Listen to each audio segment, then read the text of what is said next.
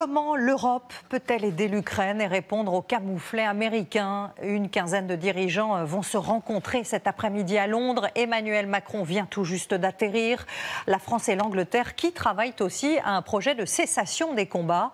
Volodymyr Zelensky est également sur place et doit être reçu par le roi Charles III. Tout un symbole alors que Donald Trump menace d'abandonner ses alliés. On fait le point avec Mathieu Desmoulins et Ignacio Bornas. Pas question de lâcher l'Ukraine, bien au contraire. Devant les caméras, signature d'un prêt britannique de plus de 2,5 milliards d'euros au profit des troupes sur le front. Une première démonstration de soutien avant un sommet international cet après-midi à Londres avec les principaux dirigeants européens pour tenter de trouver une issue à la guerre.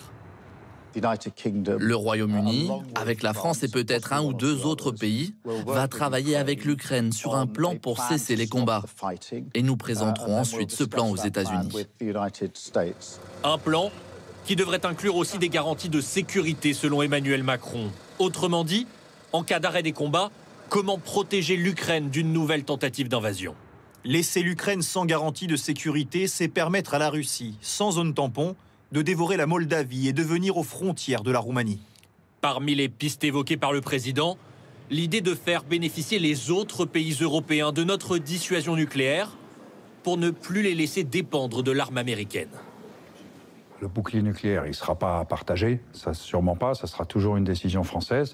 C'est juste que pour les Français, vu de Paris, Berlin ou Varsovie sont beaucoup plus vitales que vu de Washington.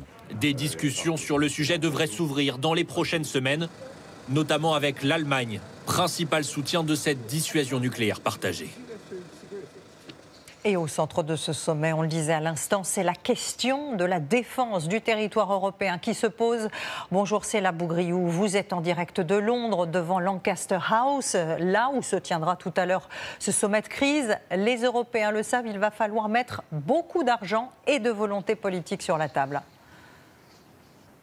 Oui, car les besoins sont considérables et se chiffrent en plusieurs centaines de milliards d'euros à l'heure où l'Europe est déjà endettée. Emmanuel Macron plaide pour un financement commun et massif. Alors concrètement, comment cela va se passer?